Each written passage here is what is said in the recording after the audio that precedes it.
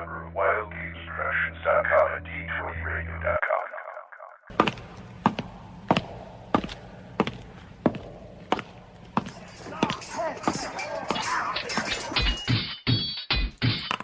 Roll for Initiative. Roll for Initiative podcast, issue number 49. DM Vincent here, one of your hosts, along with DM Jason. Howdy. And DM Nick is here as usual. Nick, how are you this week? Tired. Yeah. Long week. We had our gaming session last night. Yeah. How'd it go?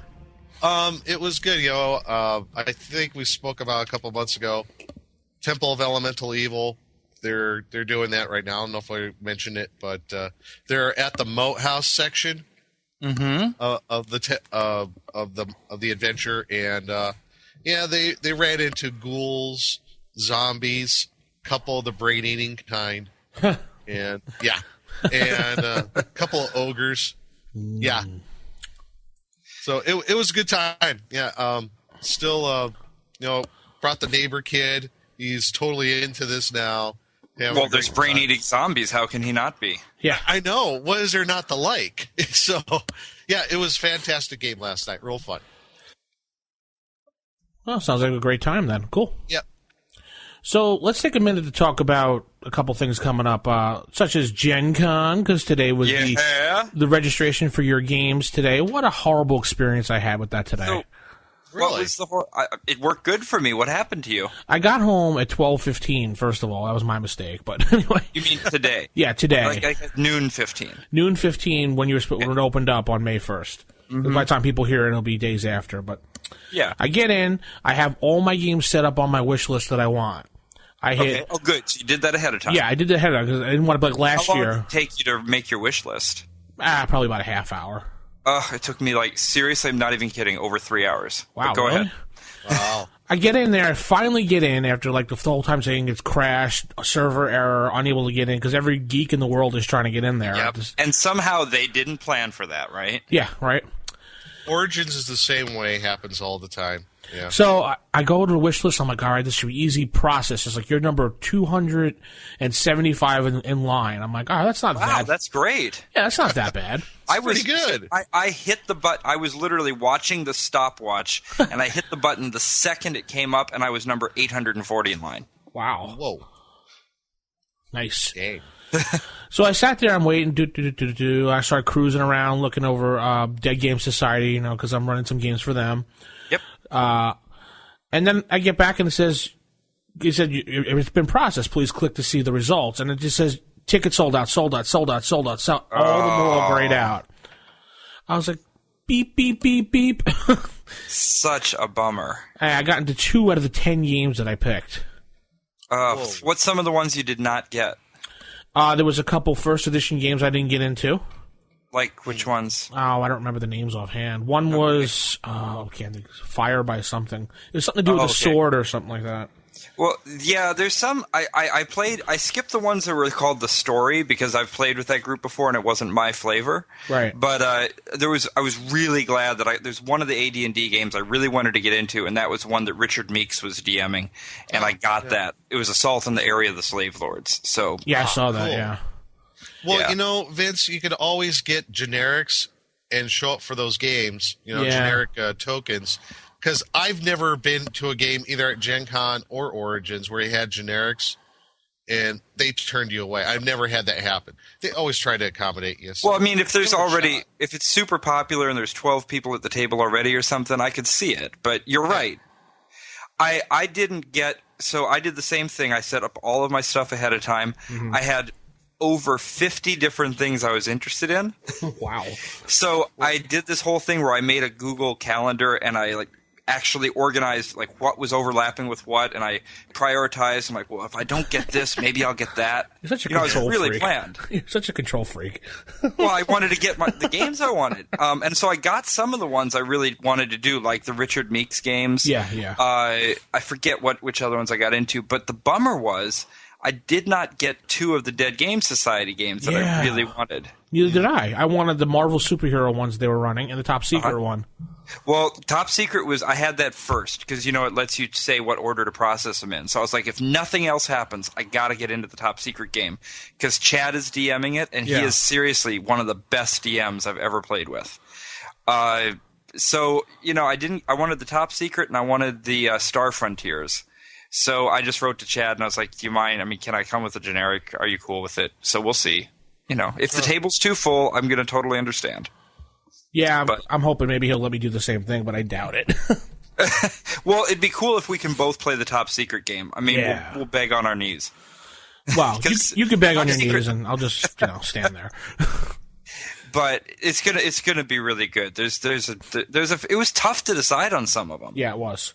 Yeah. Like, I decided not to play the Dying Earth. There's only one Dying Earth game. Oh, wow. Yeah, I really wanted to play it, but it was going opposite of... I think the one that was going opposite was one I did get, and that's there's an AD&D game, first edition, where he's bringing copies of character sheets from Gary's collection. Yeah, I saw that. So I got one of those tickets. Cool. So... pretty worth it. I'm totally like the opposite this year when it comes to registering for Origins. I haven't registered yet. Yeah. It's a little over a month away. Well, I got my sorry. I'm just like, you know what? We'll see what happens. Yeah. I'm just this year. I'm just getting generics because before in the past I would like, I want this game. I want to be in this one. I want this one. Maybe I'll eat. I don't know. Yeah, I know, right? Yeah. I remember to actually leave a little time to wander around and enjoy things. Yes. I always got to leave at least an hour or two slot sometime to go to the dealer's area and look around. And not on Sunday either. Yeah, because it's just insane on Sunday because they're trying, which by the way is the best time to go because they're trying to sell all their stuff so they don't have to bring it back with them. Usually get good deals on Sundays. But I want to make sure that I have a little time to go through True Dungeon. I didn't do it last year. I did it the year before. It's expensive, but it's really fun. Yeah, I've heard it's awesome. Everybody I know that's been through it. And if I can get there's a miniatures class that I want to take on like advanced face painting and feathering and stuff it'd be kind of fun. Mm-hmm. But if I can't do that, I mean, I can go to Games Workshop sometime and find somebody really smart. And, It worked out for me though. I mean, I got mostly what I wanted. A couple of things I didn't. I hope to get in. And there was one other thing. There was a first edition Gamma World that I did not get a ticket for. That would be fun. I saw that, yeah. I don't know the DM or the GM. His name's Dirk Collins. So I sent him an email because he was nice enough to put his email on the thing. And I said, no pressure, but if you want to let me play, it would be great. So cool. Definitely. Well, it's going to be a fun Gen Con no matter what. Yeah. That's right, and we're up there for the Any Awards, so hopefully we'll get into the second round for the nominations. Well, no, the nominations are not announced yet. Not yet. Well, hopefully we're going to get into it. We are submitted. We're in the list of submissions. We got some steep competition this year. It's good stuff. We got not to say anything, but we have one of the podcasts. I can't think of it offhand, but it's the guy who ran the podcast that won the silver in 2009, the gold in 2010, and now he has another podcast. Well, I don't know which one you're talking about, but I remember there was one that I saw in there that I listened to, and I was like, this is a really good podcast. So is YogSawtooth.com up there again? They probably are. They're the guys who do the Call of Cthulhu podcast? No. Oh, really? Because I know they won it. And Jason, I know you were talking about the Save or Die podcast, correct? Yeah, that's what I meant. Okay. The best. It was somebody new. I don't remember who, but anyways, the point is, there's some good shows up there. I'll be totally happy if we get a nomination. That's all I care. Yes. Remember, like the Academy Awards, we're just happy to be nominated. So. Well, no, I'm serious though. I mean, really, there's good stuff. So yeah. I made sure to leave time to go to the awards ceremony to see who wins. Although if we win, that's cool because we get to go walk up to our own music and dance around and be cool. But I don't know how it works. It'll just be fun to go. Yes, I'll just knock Jason off the stage and walk up there.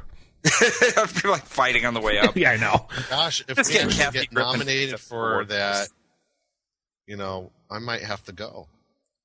Well, there you go. Then we'll all play some games together too. This might show up for the weekend. Who knows? Yeah, Nick, you have to if we get into second round. I know. I'm excited. I've got my Amtrak tickets. I'm going to take the train to Gen Con. I got a sleeper car. It's going to be so cool. Car? Yeah, you can get a sleeper car on Amtrak still. Oh, wow, really? I didn't know that. You're It's gonna brave be so enough much just fun. take an Amtrak. I'm impressed. Yeah, really. That's fun. Amtrak's great. You can see the country. Oh, I hope you pass all your safety throws. Well, I'm staying in the hotel you stayed in last time, the Westin. Oh, good. It's a good place. Yeah, I figured I could just walk down and play games right there. Boom. Yeah, I got a hotel room in the new one that they just built because the Yeah. prices were pretty good. Yeah. But I still have reservations over at the Omni just in case, and I won't cancel them for a while. So just like last year, if there's anybody that just wants one of the reservations, I can just give it to you. You know, if for some reason somebody didn't get a hotel room. I'm not going to sell them or anything silly like that. I'm just going to give them to anybody who wants one if they do. So If I show up, if we're nominated, I might have to take you up on that. Okay. Sweet. I mean, I'm not paying for your hotel room. Nah. No. Reservation. No. Yeah. All right. And I have 2 games running for Dead Game Society, 2 basic edition D&D games. I saw them. I was like, woohoo, basic edition. Oh, yeah, Vincent. Oh, wait, I know this guy. Yeah. One of them sold out already. The other one is still open. I bet it's sold out by now. Yeah, who knows? Yeah, it will. It'll fill up. But I'm actually kind of surprised it's not in the Sagamore Ballroom. Huh. I was looking at it. It's in a different place. I think it's in the Marriott for some reason. Oh, that's cool. The Sagamore Ballroom, that's the really big room where I had my game last year, right? Yeah. Yeah, I mean, that's too big. It'll be better if you get one of them. Yeah, the Marriott's a good spot there. I remember that place. All right. So, and speaking about Gen Con, what's the perfect thing to get before Gen Con? A T-shirt. Hey, what kind of T-shirt should they wear? A nice one. A clean one. Yeah, a clean one, hopefully. Before the weekend's over to be Preferably dirty. with one that says "Roll for Initiative" on it. Yes. Could be cool. Do you have Save or Die T-shirts? Oh, yeah, we have 3 different types of Save or Die T-shirts. So somebody could conceivably wear Roll for Initiative and Save or Die T-shirts and just be good for the whole week. Yeah, definitely. All right. So go grab your shirts. There's deals here and there, and we want to see people in shirts, wearing them, running around, promoting our podcast, as we will not be doing like last year. Well, I'll go around with a what do you call that thing? Like a little field recorder, so I can at least, if you know what. How about this? I'd rather hear from people whether they liked those kind of segments last year, those little 5-minute here we are at Gen Con things. If they did, I'll do them again. They were cool, but we don't need you I just opened my eyes for the first time, and Oh yeah, we totally need that. no, It's we very don't. important. No, we don't need that. Come on. How would you know otherwise what it's like to be there? You got to see it through my eyes. You got to taste the food through my teeth. You gotta see it, warts and all. I was half expecting to hear. Now I'm going to the Gen Con bathroom. I was like, geez. Oh yeah, Twittering for the bathroom. All right, cool. So Gen Con 2011, we can't wait. We'll keep talking about it as it gets closer and closer. I think at the end of May is when they do any announcements, so we'll let you keep you updated on that. Nick, Yes. stars. Oh, yes. Yeah, we got 3 new stars. Not 3 new stars, but 3 new star reviews over on iTunes. And all 3 of them are 5-star reviews Oh, thank you. from Buddha Brown, 0000456. And Wait, Buddha NPC Brown 000456 or just No. 0000456? Buddha Brown, comma, 0000456 is another person. Thank you. And NPC Dave. NPC Dave. NPC Nice. Dave. And all 3 of those folks gave us 5-star reviews. Really enjoying the podcast. They say we sound professional, enthusiastic. So, in fact, NPC Dave is a 3.5 D&D guy. He really enjoys hearing about AD&D. He felt, how he's missing out in AD&D. So maybe he'll go back and start playing. So thank you all 3 of you for those 5-star reviews. We are up to 66 reviews in iTunes. And average rating is 5 stars. That's nice. Yeah. Oh, come on, Jason. Be a little more enthusiastic than that. Woohoo. Thanks. Please contain yourself. Yeah, really. Actually, the one thing I did want to say, I'm going to check to see if we've hit the mark yet, but we were getting really close to the 100,000 download mark. Ooh. I don't know if we've passed it yet, and there's no way to know who it is, so there's no need to try to do a contest or anything. But we're getting close. We've passed 97,000. We haven't hit 100,000 yet, so I'll let you know when that happens. I bet you we'll peak again real big time around convention season, because that's what happened last year. Yeah, maybe. I tried to get some flyers around the Icon convention, so met a lot of good people there, by the way. That was my first time. That was an awesome convention. And by the way, lucky you in yeah. I know. With Frank Metzer in the celebrity D&D game. That's like, winning. It's so much fun, seriously. That was a really fun. It was so cool. We had the whole thing set up around the table, and I mean, all the other guys were amazing players, like Cam Banks and Aaron Rosenberg and everybody else. And we were set around a table, and all these chairs were just like kind of surrounding us, like we're in a pit or something. And so we had the whole audience watching us play. Oh, geez. And it was really fun because we did like audience participation. So when we came up to certain things, we would turn to the audience and be like, "So what do we do here?" And every time they would send us headlong into danger, of course. Oh, Of course. yeah. It's not their character. James Carpio, who was running the gamers guest track for Icon, was videotaping the whole thing, and I think he might have put it up on YouTube by now. I will check. Yes, it is. It's up on YouTube. So make we sure should. We'll stick it on the site. A little bit of it. It's very cool. So Total. somebody blast. sent a link to us, I think, on our Facebook page for that. Oh, good. So either look up on Facebook, or maybe we can even link it back to our website. So anyone wants to watch the celebrity D&D game at Icon 30. So, but I got to tell you, that convention is superb. Everybody who can get to it should go next year. Yeah, I'm sorry I couldn't go to that. I really wanted to. Yeah, it's definitely a lot of fun. Really cool crowd. Frank Metzer. That would have been awesome. And I won a cool little card game from Steve Jackson Games, too. I won a copy of Give Me the Brain, which is really seriously fun. You are zombies working in a fast food restaurant, and you only got one brain between you. Nice. It's really cool. Well, I had a local con, Mepicon, recently came up the last time we had a show. And, that was fun. I still probably the biggest thing I scored was the Marvel Superheroes box set with all the original pieces and everything in it for like $10 in the auction. Nice. The regular one or the advanced set? The advanced set. No one plays the basic one. Yeah. Who plays that? Come on. Nah. Yeah. All right. Let's head into Sage Advice. Sage Advice. So, Sage Advice this week, we actually have a couple voicemails. I strung them together so we could just play them all at once just for a time saver. And then you guys could just lay your comments in afterwards. And I'll hit that right now. Hello, guys. Andreas here, calling from Sweden. Since I've heard that you love to get these voice messages, I thought that maybe I should call in and give you something to play on the show. Want to say thanks for a great show. Been listening in since episode 1. Oh my God, you guys do have stamina, don't you? What is it? 48, or maybe when you play this, 49 shows?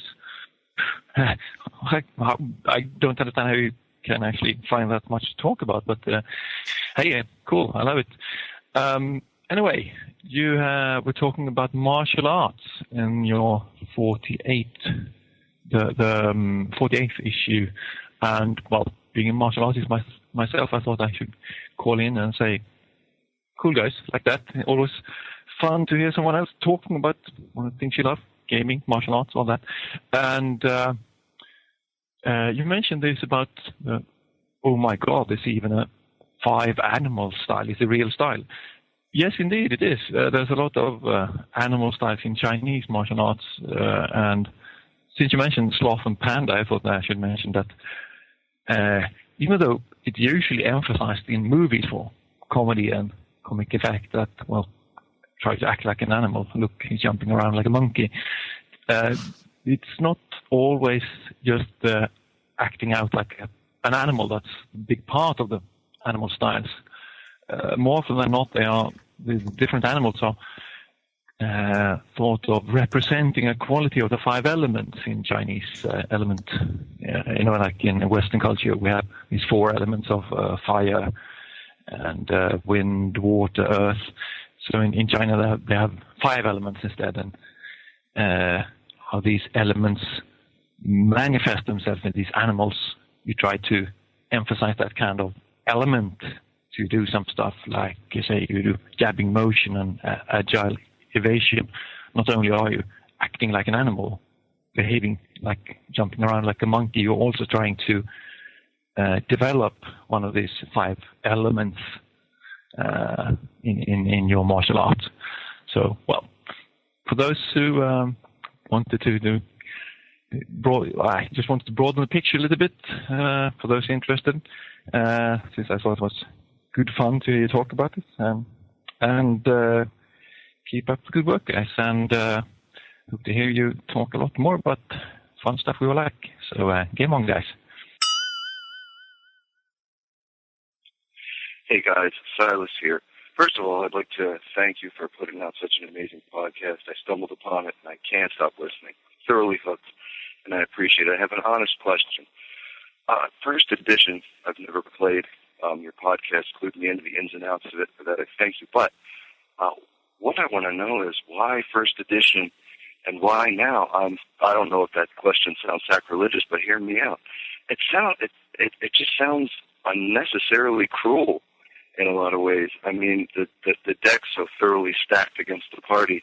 Monsters with incredible arcane powers. I mean, a clay golem hits you and you have to find a 17th level cleric to heal you? Come on. Really? Unbelievable. And I just don't know. I mean, it just seems like it would be a headache, I mean, long-time gamer, never tried first edition, downloaded Osric and reading through it. I mean, my goodness. And Jason, my God, man. I would rather have Torquemada DM my games. You sound like a real peach. My goodness. I'm sure you're a great guy and everything, but everything that's horrific, you're like, yeah, I'll use it. What? No. The guy has saws for eyes? Yeah, sure. No problem. What? You polymorph into a chick? Yes, absolutely. I mean, come on. I don't know. Maybe I've been softened up by other games. Maybe I'm not as hardcore, but geez. Anyway, keep up the great work, and every one of you guys is very talented, and we appreciate it, the product you put out, and keep up. Thanks. Oh my God, he rocks. That's awesome. Hi fellas, it's Lass, and I have a question for the RFI podcast. In a game I played recently, it became painfully aware that some of these grognards have the Monster Manual 1 and 2, the Fiend Folio, and almost every supplement that has monsters in it, memorized front to back. And so when my poor GM threw out a Spirit Naga that was able to launch lightning bolts, it caused these players to lose their mind. So how do you keep your monsters exciting, despite the fact that people have been using these books for close to 30 years? And perhaps as a follow-up, how do you adjust your monsters for experience once you do toy with them? Thanks. Cheers. Okay. All right. Wow. Good voicemails this time around. Yes. Yeah. The first one about martial arts. Yeah. That was really cool. I'm glad, one, coming from Sweden. Thank you so much for calling. Well, first, how cool is it that somebody's been sitting in Sweden listening to all 49 shows? Yeah, that's impressive. That's awesome. He's got stamina listening to us. Yeah, really. I know. You get 500 experience points just for that. So, that was really cool. I didn't realize that there was, when we were talking about like that 5 animal style, that it was actually tied into the Chinese view of the elements of the world of the universe. Like the zodiac, you mean? Well, in Western culture, it's the 4 elements: air, earth, fire, and water. And I forget Oriental cultures. It's wood. Okay, well, I won't make you think of all 12. Yeah, anyway, it's not zodiac. For the next 30 minutes, we will have like the 4 elements that Nick in the old recites the elements.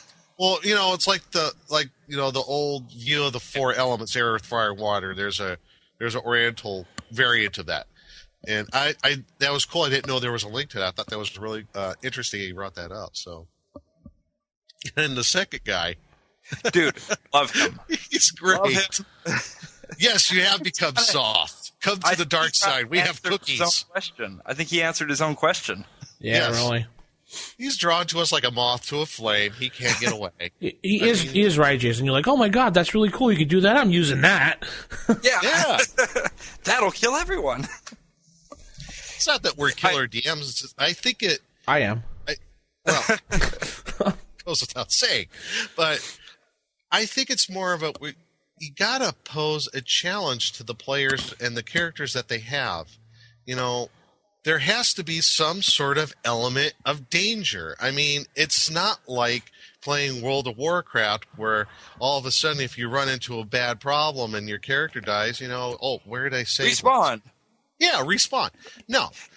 Well, there is reincarnation or resurrect, but that's the thing I think I would say. It was Cyrus, right? Yeah. Silas, from D20 Radio. With an R? Cyrus with an R? Silas. Silas, sorry.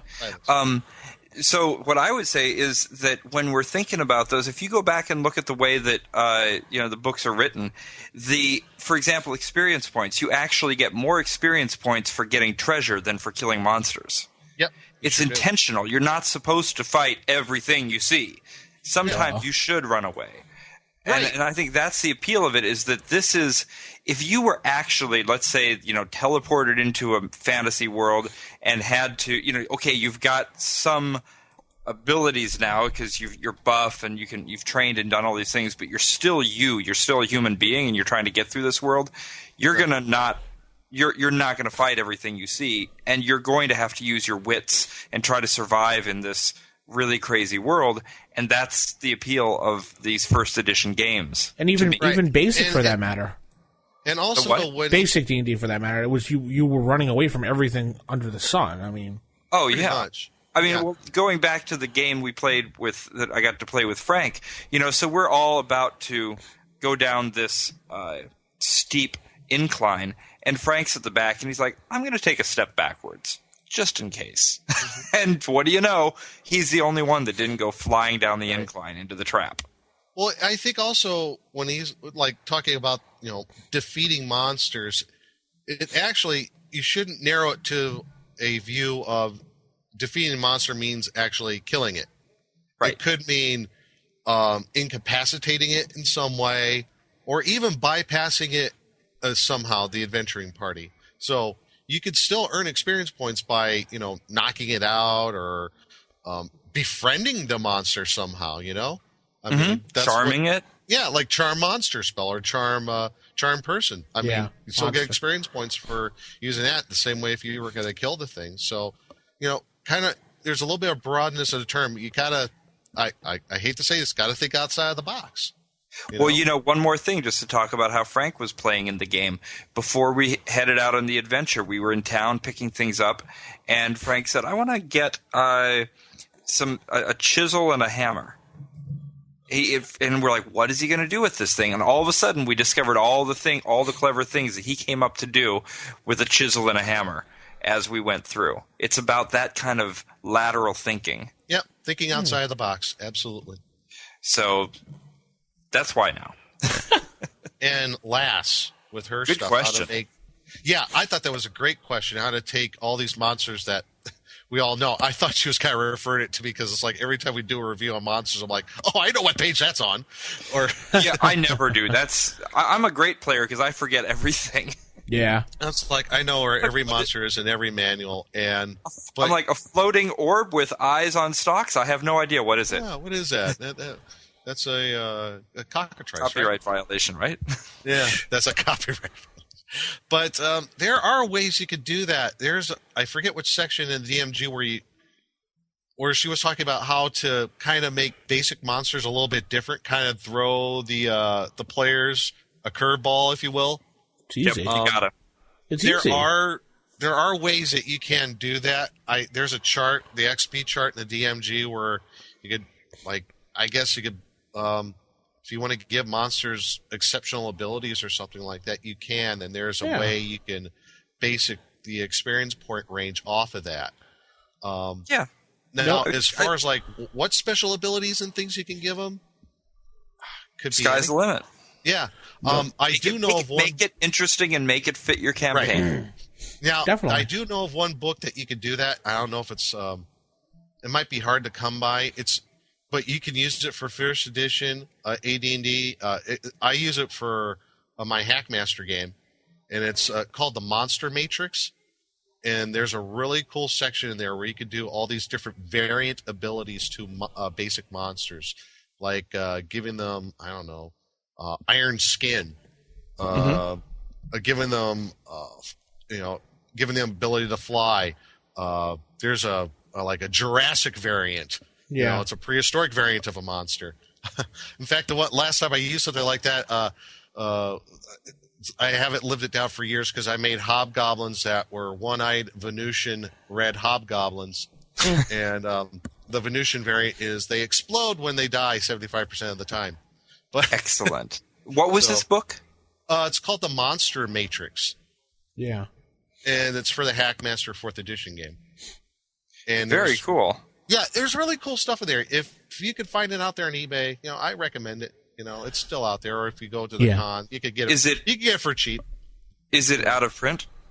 Yeah, all the 4th edition stuff is technically out of print, but you can still find it out there. Who put it out? Kenzer and Company. Okay. Yeah, but you could probably find it out there. I would check at Gen Con or at Origins. No joke, the best place to find places to adjust monsters, and you guys are going to laugh hysterical. Okay. Pokemon. I am going to laugh hysterically. You know what? I can understand that. I don't know anything about what you're talking about. You got to tell me. Pokemon, it was the kids' cartoon card trading game, and each of the monsters had various different special abilities. So you could pretty much take a D&D monster, go to, I think it's Pokemon.com. I don't know what the website is, but you can go online and find out, and you could find a monster equivalent and assign the same type of powers to that monster. Huh. And it still would be legal within the game, just to change it up. That's very cool. Like I had a fox that was looked like a regular fox in my Quest for the Book of Sorrows, except he did a lightning grasp every time he touched the people with his paws. Sure. I would have never thought of that. That is actually a really good tip. He only did 1d3 points of damage, but still it was something different. Yeah. And you never know. I mean, depending on how he's doing that damage, that could really mean something. There is one other supplement I remember. It's from Goodman Games, and I have it right here in my hands. You can still get it from them, I think. It's called the Random Esoteric Creature Generator, where you can make randomly created creatures. It's by James Edward Raggy IV. James Raggy. I don't know if some of you guys seen some of his stuff out there. But if you don't want to make random monsters, but you could take some of the stuff out of here and use it to regular monsters, maybe like giving a regular monster wings, tentacles, horns, jumping, levitating, other special abilities that you could do to regular monsters. Maybe giving those orcs the ability to fly. I don't know. Or if you don't have all those books, you could always just take any two monsters from the standard books and just mix them up. Just take a couple abilities from one and give them to the other. Sky's the limit. Just make sure they're at the same hit dice, and you probably won't even have to think too much about it. Sounds like a good idea. Take the advice and write us. rfistaff@gmail.com. Send us some cool new monsters. Yeah, send us some monsters, definitely. Or go to the forums and write us up and tell us what you think. And let's head into an oldie but goodie segment called The Library next. Close your eyes and tell me what you see.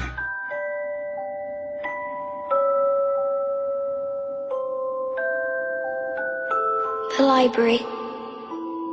Hey, we're back at the library, and this week we're going to talk about... Dusty in here. Yeah. There we go. Let me get this VHS tape out from the... or was it a Betamax? It's hard to tell. I got Beta. Track tape. Oh, well, let's watch the Betamax. Okay. So this week we watched The Dungeon Masters, which is a new documentary that has actually been making the circuits a bit. It was here at the Tribeca Film Festival, and I saw that they're playing it on Hulu. It's not. Oh, I guess it's not that new. It's a couple of years old, but it's just kind of making the rounds again. So I was kind of looking forward to a documentary about Dungeon Masters. It follows 3 different gamers through their lives a bit. I was a little disappointed because I totally dug the fact that it was a very character-driven thing, following people and looking at their lives and everything. But I thought it was a little bit of a kind of a one-dimensional, stereotypical view in terms of the way they chose to show these people. It was embarrassing, Jason. Come on. I was embarrassed to watch that, and I want my money back, even though I didn't pay anything for it. I wasn't. No. I mean, there was. I think if you watch it and you know gamers, you're in the scene, you can understand the people that are there. And as far as I'm concerned, if they had chosen to edit a different way, that they would have come across very differently. Yeah. When I watched it yesterday, watched the whole thing, and at the end of it, my initial reaction at first was like, oh my God, what have I been doing with my life? I want to give up gaming forever. Right, because it doesn't really make being a gamer look very good. No, it doesn't make it look very appealing at first. No. But you know what? I walked away from it. I took some time to think about it, and I'm like, yes, I think initially somebody could be offended by a film like this, but you know what? Because it makes you think about the film. At least I started to think about it, and I'm like, you know what? I've known people like this in one variation or another my whole life in gaming culture. And at one point or another, I look at some of these people, I'm like, I could have been that guy. I could have been that person there if I'd gotten a little too involved, a little too much into it. But you know what? Overall, I thought it was okay because they're just people like anybody else. I kind of looked at the context of, what if this was a documentary about, I don't know, real big football fans or baseball fans. There are extremes in any subculture. And I think this shows some of the extremes in our particular subculture. And I thought it was, one, very courageous of these people to be in this documentary in the first place. Well, I don't know if they knew how they were going to get edited. Yeah, I don't think True, but still, it took a little bit of. I think it took a bit of courage to do so. Yeah, and I think also for the fact that maybe because they're comfortable in who they are and what they do, but like you're saying, how it was maybe edited and presented, it can be somewhat portrayed as a negative thing. So I got mixed feelings about it myself. As far as filmmaking goes, first of all, the actual filmmaking is very impressive. Oh yeah, it's superb. Really it's masterful documentary. Done. Yeah, there was this scene where Richard was clearing out all of his game books, and he was like deciding what he was going to throw out, and then you also see him like clearing his shrubbery and like cutting it with the chainsaw and everything.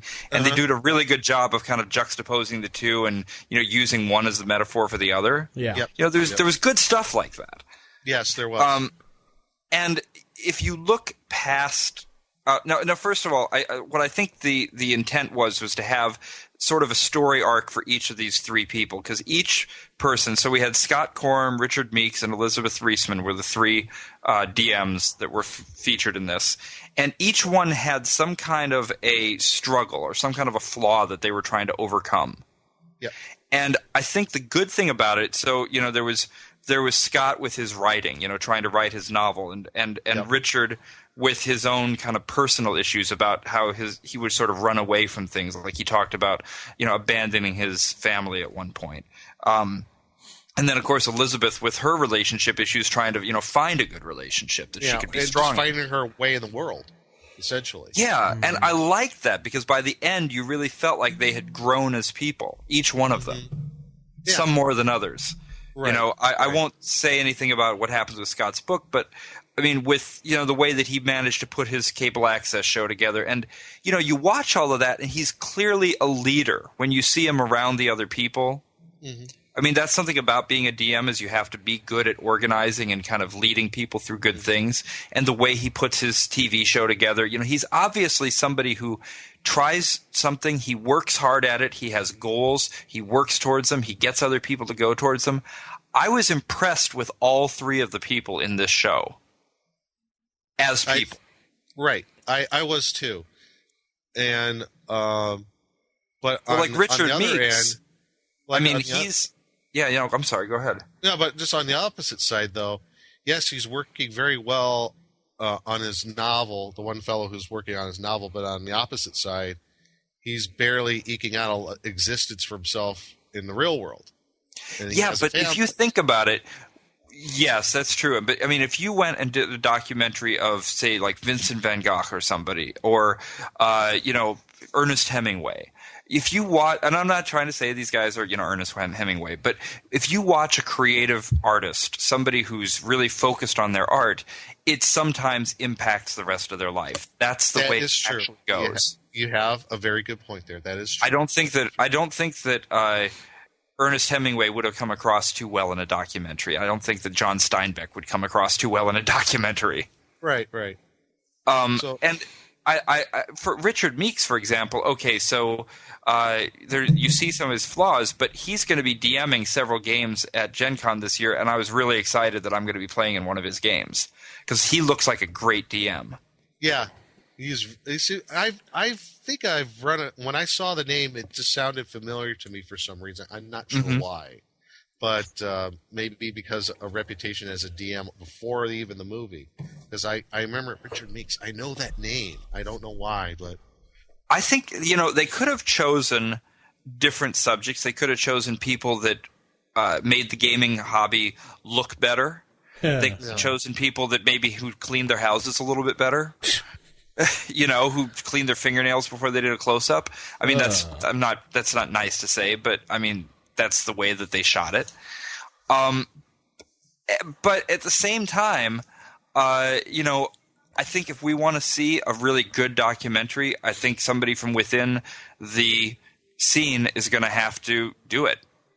Yeah, I think as far as overall documentaries on gaming subculture, this is probably the most professionally done one I've seen, and there hasn't been it's a no nonsense, in your face. Oh yeah, look at gaming subculture. So, I mean, I'll put it out there, everybody. Be prepared to maybe be a little bit cringy, offended. Yeah. You might see yourself in it a little bit and see a part of yourself you don't like, but you know what? You might also see a good part of yourself, and the trouble is, they show it from an outsider's perspective. I mean, like, come on. Did we really – you got to go to LARPing every single time? No. I know it's interesting to show on TV and maybe somebody's going to laugh at it in the theater, but that's not the whole culture. And, when that same – nothing against LARPers. I mean, honestly, I think it's a fun hobby for the people that do it. It's not my thing, but I don't ever put anybody down for doing something creative and fun. But when when Elizabeth in the documentary said, "Oh, all D&D players play World of Warcraft." I mean, come on, that's an outsider's viewpoint. I know. I've never played World of Warcraft. Never have. Yeah, I have, but that doesn't mean every player has. Right. Exactly. Nonetheless, nonetheless, it was still a well done thing. I think it's worth seeing. I think that what it really tells us is we need somebody from within the scene who's got these kind of filmmaking skills to do something. Yeah, I agree. Got anything, Vince, on this one? Anything else? No, I'm just cringing in the corner, that's all. I did not like this movie. Oh, well. To each their own, I guess. So. Well, I recommend that anybody go check it out at least once. Well, what was it that you didn't like? I mean, honestly. I just didn't like the way they portrayed the characters and the way the characters were. They just irked me. Ugh. Yeah. Those people are too extreme for me. Yeah, me too. Oh, I agree. Me too. I mean, I'm a gamer. I love to play. I'll play whenever someone is, but I'm not going to walk around like these people. Come on, give me a break. Yeah, and I think a good point I think you're trying to make is just like when a person who knows nothing about this subculture, but they want to learn more, they're like, they'll see this film and they'll go, is it how like everybody is? No, of course not. So, but they don't know that. They think maybe everybody is like these three people here, at least one form or another. So, yeah, I could see it could really portray gamers and the gaming subculture again as something that is really weird and just just really bizarre. So, yeah, I don't know, just the one guy, I can't think of his name. Was it Richard? Well, said how he killed his whole entire party over some situation through the spear portal or whatever. Oh, yeah, the Sphere of Annihilation, yes. It was just, I killed them, and then I told him to take my character sheets and hands me. Everybody got up, packed their dice, and they left. I said, why would you do that? Yeah, I was a little kind of like, why would you do that? It's a game, Just because their characters die, it doesn't necessarily mean, you should cut off your friendship with them, too. It seems like that's what he was doing. Yeah, it's like pretty much just like, you guys stink, get out. Yeah. Whatever. Anyway, tell us what you think about the movie, rfistaff@gmail.com, and we'll head into our next segment. Typical. Of all the evil creatures in the world, I had to find one with table manners. What are you kidding me? I spent years cultivating the worst table manners on the planet. Table manners. Okay, our next segment is table manners, and this week we're going to talk about dice, specifically regular dice versus dice rollers, like dice roller applications, programs, like the ones or the ones you find in your iPhone or BlackBerry. Right, exactly. What the differences are, the preferences, and are they a distraction? So, dice versus dice rollers. The difference, obviously, one's real, one's not. Yeah, so, one's virtual, one's real. Yeah. Yes, one's virtual, one's real. I have checked out a few die rollers. I have one on my iPod, and I have used ones in the past like that, which came with the AD&D Core Rules book, if you remember that Core Rules CD that came out years ago. Oh, yeah, okay. There's a die roller on that, die rolling application on that. Do you mean the Dungeon Master Assistant? No, the AD&D Core Rules CD that came out for 2nd edition. Oh, yeah, okay, yeah. Yeah, and I know there's die roller Java apps online.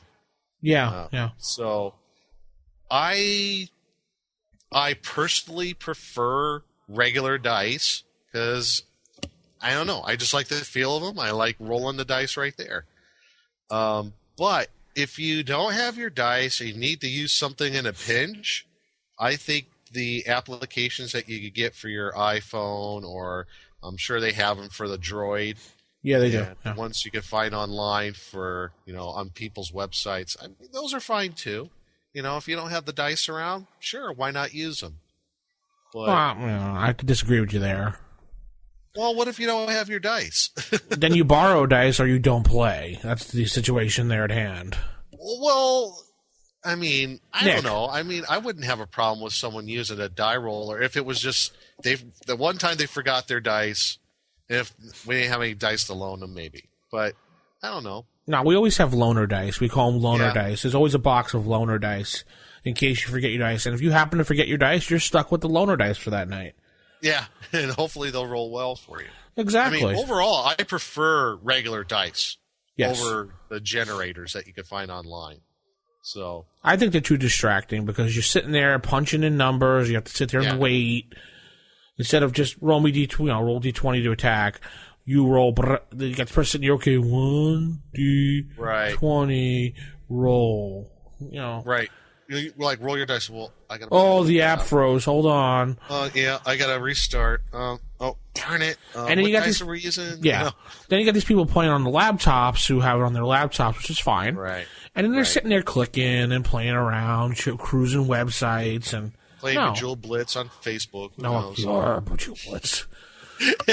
I know I had to bring that up. Yeah, thanks. But yeah, they can be a distraction, and I don't know if there's.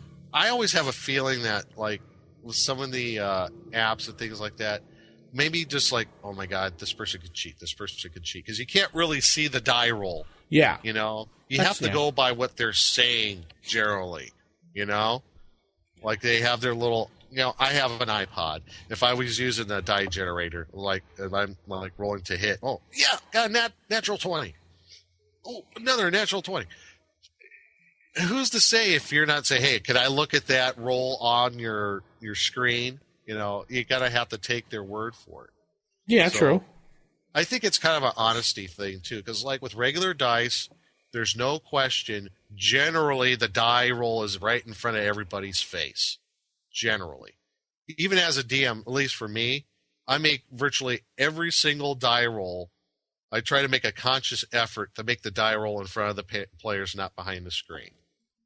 So, Well, as a DM, I always keep rolls private because I feel that's a DM's right to do that.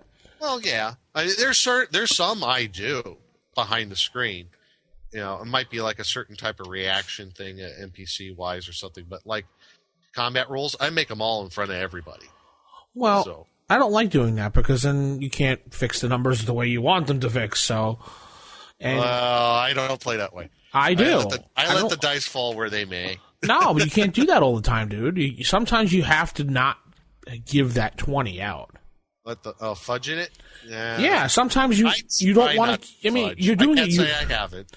Doing it your way. I mean, dude, you're rolling in front of the players. Boom, 20 up. You got to take the damage now because you saw it. If I roll behind my screen, I could say, "Oh, he missed horribly" or something. Well, I don't know. I let the dice fall where they may most of the time. Sometimes I'll maybe fudge, but most of the time, wherever they go, they go. So that's how I generally play it. But I think, overall, though, I think we can both agree that, we prefer real dice to the die rolling programs. Yes, definitely. I know if Jason was here, who was actually had to step out because he had some technical difficulties with his connection. He was starting to sound like a robot, so he wanted to drop out. He would definitely go with dice, too, because he doesn't like the whole computer distraction. He thinks it's kind of annoying if you listen to some of the things he said in the past. So Yeah. So what do you folks think on using either dice or die rollers? Let us know at RFI Podcast. And, if you know any good applications or, if you have any personal real dice preferences, let us know. So... Or give us a voicemail at 570-865-4210, the Roll for Initiative hotline. The hotline. Or join us on Facebook, where we're getting closer to almost 1,000 fans. So Really? 1,000 already? yeah, last I looked, we were close to 900. So Nice. All right. I don't know if we got any more on this one. I think we beat the dice bag dead here. Dude. So let's, I guess we'll move on to our next segment. Sure.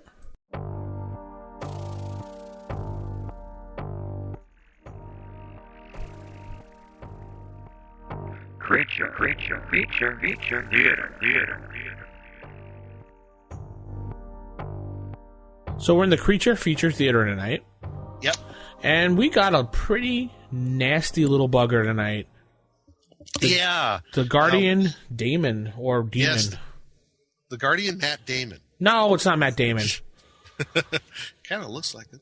What? No, the Guardian, is it Damon? Damon. It really means demon, but you can. Yeah. Most people say Damon. Yeah, but he's the feed folio, page 49. Our favorite place to go to. Yeah, I like this creature.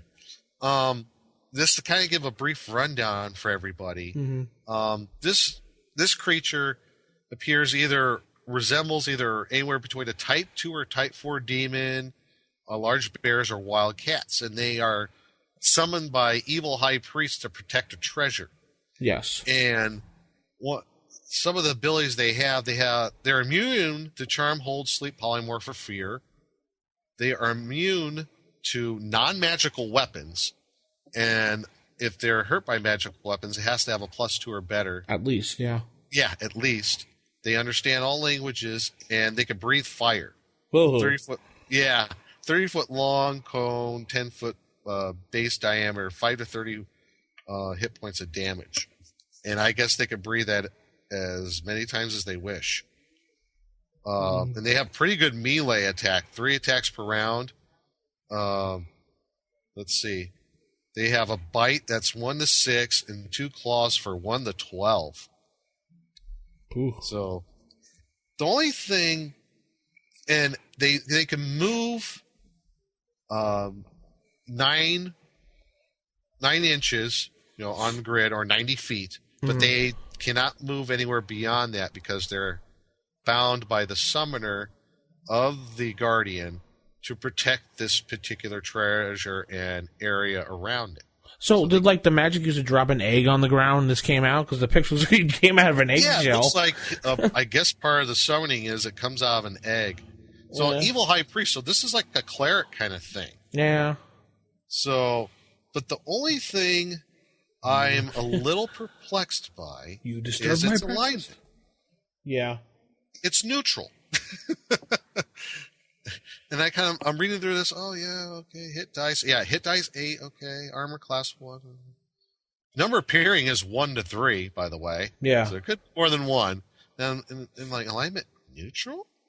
Well, maybe it's neutral because it stays there until you attempt to do something to it. Well, it's a guardian demon. I would expect it like neutral evil. Well, it's probably not neutral evil because it's guarding a treasure. So if you happen to walk by and not touch the treasure, it probably just stares at you. But it's summoned by evil high priest. I know, but still. I would run it as a neutral evil creature. I would run it actually as it says, neutral. I would leave it at you see it and it looks at you as like a bodyguard. It stands there and watches. The moment you touch something, it goes after you. Doesn't mean it can't be an evil bodyguard. An evil bodyguard? Yeah, why not? Yeah. It's evil, it's guarding a treasure. It's evil. It's summoned by an evil high priest. It resembles maybe either a Type 2, 3, or 4 demon, depending on what flavor you want out there. So I would kind of run it as a neutral evil. That's how I would. I mean, because it's summoned. It looks kind of like a demon, but it's from the neutral evil plane. I forget which one that is. It's like where the Demodans, I think, come from. There's the out of Monster Manual too. They're called daemons. Yeah. And they're all neutral. The Arcana demon, and you know which ones I'm talking about. Yeah. So I would run it as they come from that same realm they are, and hence that's why my thinking of that they could be neutral evil. That's the only thing that kind of threw me off.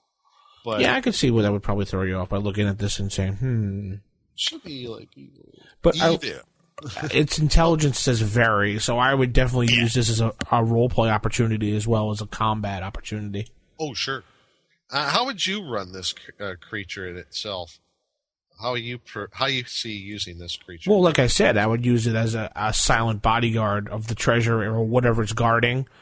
And the moment the players got too close, he would warn them. Yeah. I would use it more like that. And I would definitely use it as a role play opportunity before a combat opportunity. I'm more of a role play before combat person, so. Right. I would do something like that too. In the environment I could see this in is definitely like an evil temple. Use the guard the horde of the evil temple. You just like throwing that evil word around today, don't you? Well, it's a daemon. It's a demon. Evil high priestess summons it. Maybe an evil petting zoo? Yes, evil petting zoos. But it could be maybe an old abandoned temple of some type devoted to some dark, forgotten god. And it's still bound there. Maybe it has a couple of friends. It says number appearing is 1 to 3. So what'd be kind of cool? That this guardian demon there is guarding a treasure, but the treasure disappears, and he's still bound there, thinking the treasure is still there. Or would it go with the treasure? Yeah, that's a good question too. Well, let's just go with it stays there, and the treasure is gone. Okay. And then the players happen to stumble into this old room, dusty, and then they go and boom, he pops out. No treasure, he sees them. Uh-oh. Yeah, now what? Yeah, now what is right? Who stole the treasure? Yeah, who stole the treasure? Brother. Did you take it? Yeah. He gets all mad. Yeah. He's accusing them. So, yeah, that would be an interesting role-play situation. And referring back to Lash's email, voicemail, how will we make this any different? I don't know if we really can make this any different, this creature. No, it has some pretty good built-in abilities in itself. And it has some variants involved, at least its form, because it could look like various different types of demons in itself. I would change it, probably its appearance most likely, just to make it look something different. Yeah, I would change its appearance every time. No two is going to look alike. So, other than that, I wouldn't really see any way of like changing it up too much. It's pretty good as it is. Yeah. So. Sounds like a plan. Yeah. I got that one all. Yeah, that's good. Tell us what you think. rfistaff@gmail.com, and we'll head into our final segment of the night.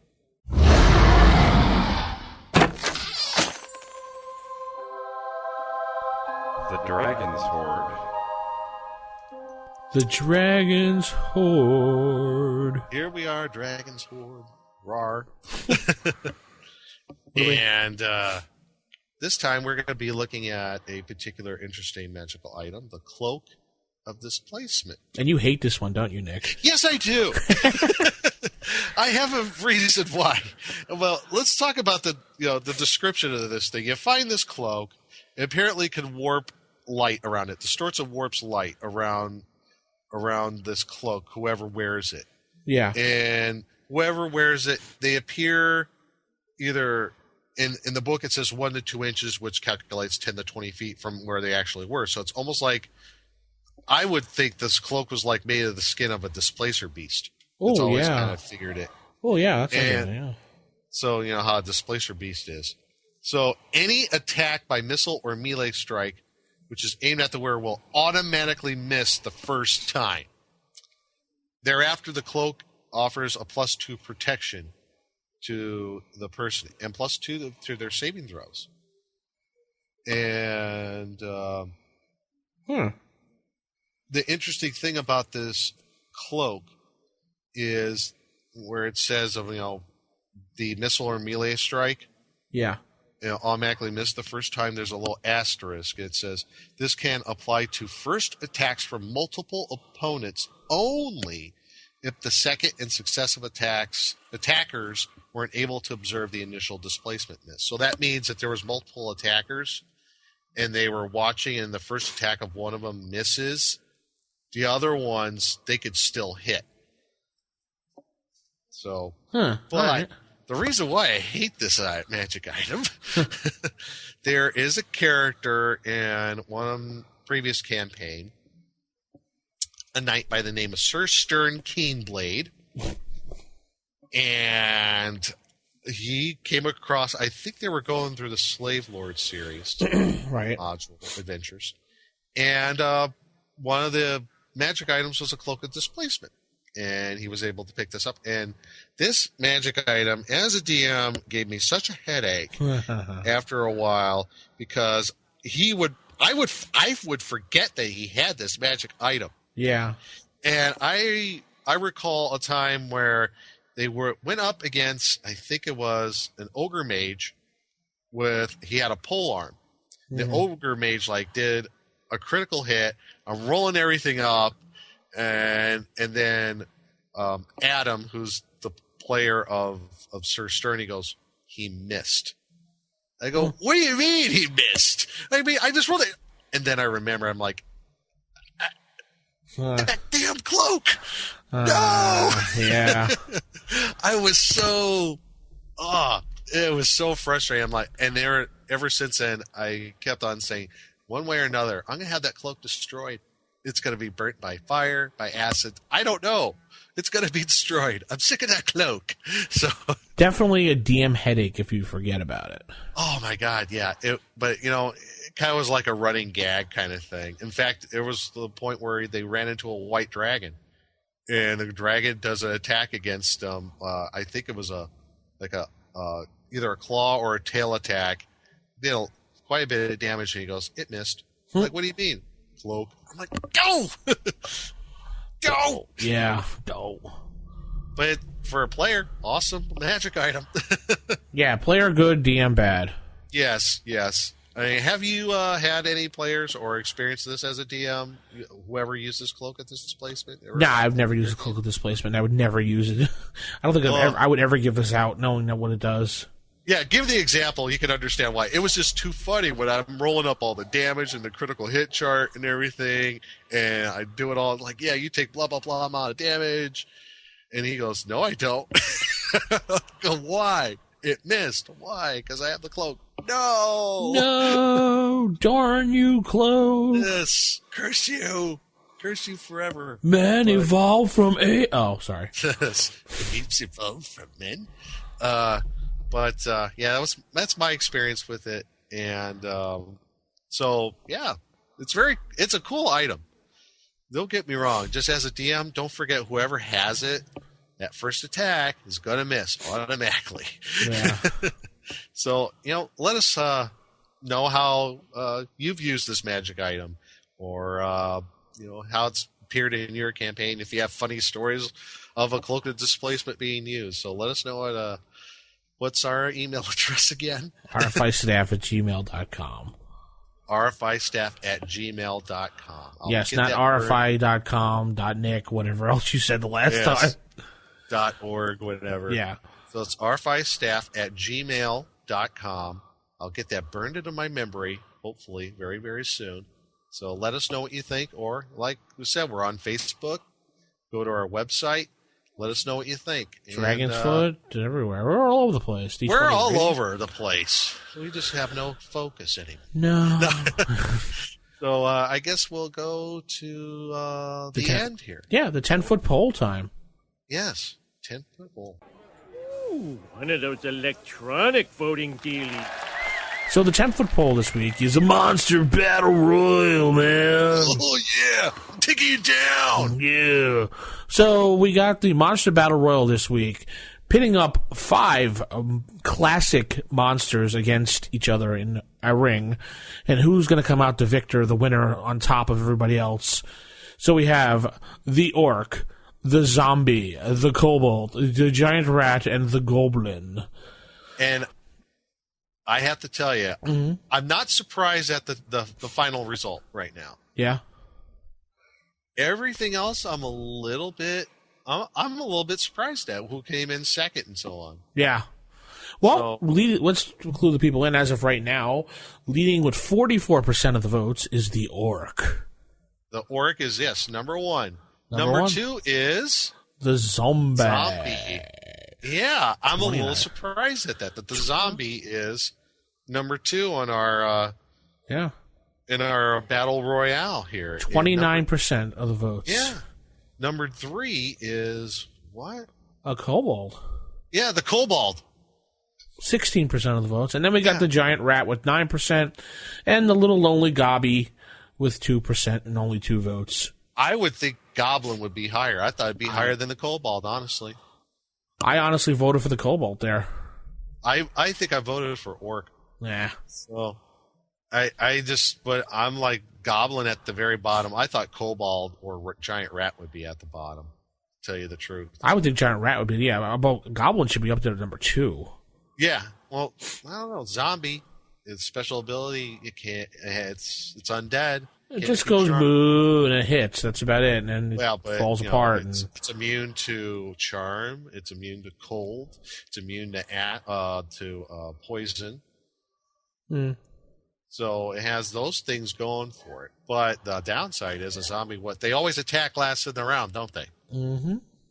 So if you do initiative, you don't have to worry about it. They always attack last, which I remembered from last night's game, which was too much chagrin. Huh. But it's a cool poll. Definitely. Yep. And then that's going to wrap things up this week. Go to the website. We have our forums, comment there. We have our special insert number 4 with Frank Menser, remembering Gary Gygax that Jason did with him at Icon. Yeah. I highly recommend that. Everybody listen to that.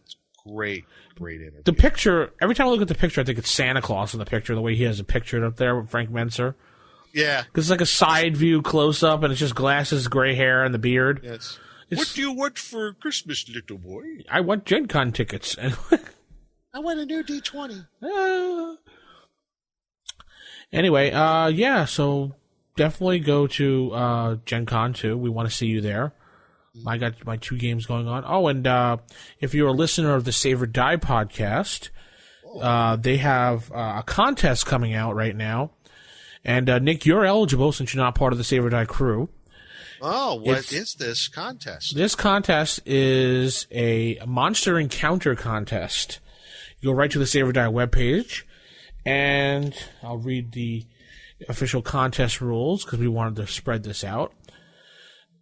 It is take one encounter using a monster published from Classic D&D as published in TSR Works. So any TSR or Classic D&D monster, write an encounter using that monster, minimum of 400 words, and it has to have one plot hook.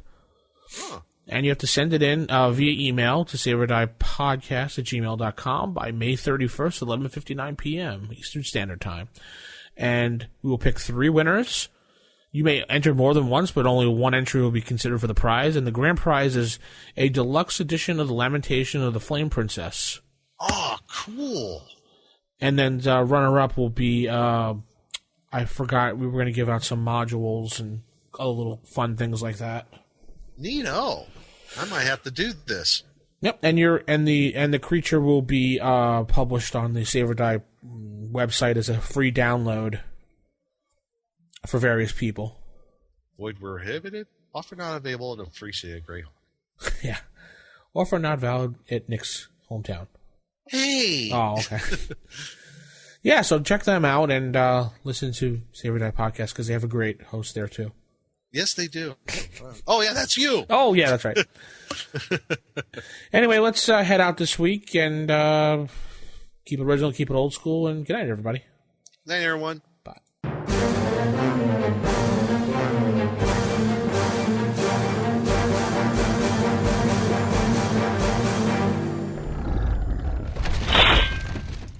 Roll for initiative.